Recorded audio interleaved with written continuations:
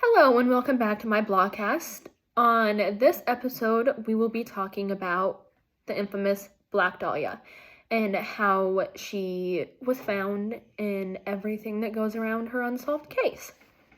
On January 15th, 1947, at around 10 a.m., Betty Bersinger was pushing her daughter in a stroller through the Lamprecht Park section of South Los Angeles when something caught her eye in a weeded vacant lot. A naked female body, severed at the waist, just laying off of the sidewalk. The stark whiteness of her skin offset her jet black hair and deformities like the gashes carved from each side of her mouth. Bersinger dashed to a neighbor's house to call the police, igniting a frenzy that would engulf several divisions of the Los Angeles Police Department and reporters from the city.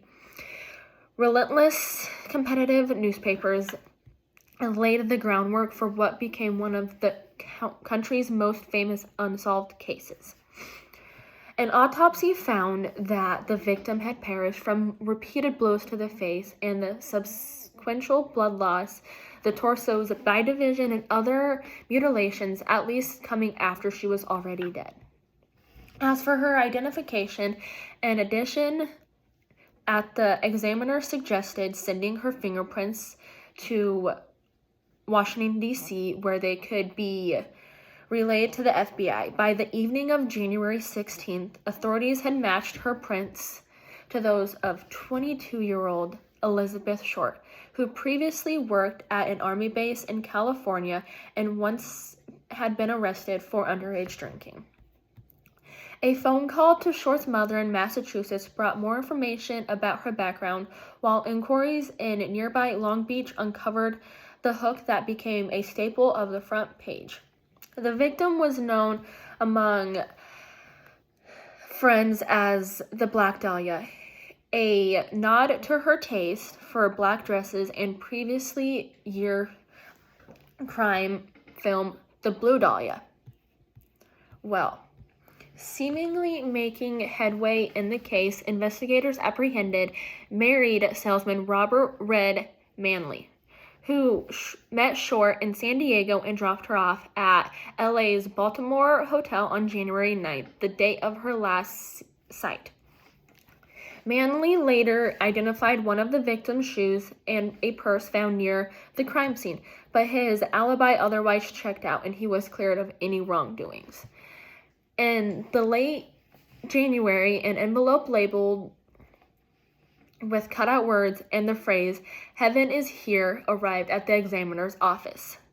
Inside was a collection of Short's personal documents, including her birth certificate, social security card, and an address book featuring the name Mark Hansen on the cover. Police tracked down approximately 75 men from the book, most of whom had only briefly met its owner, as well as Hansen, a successful nightclub owner.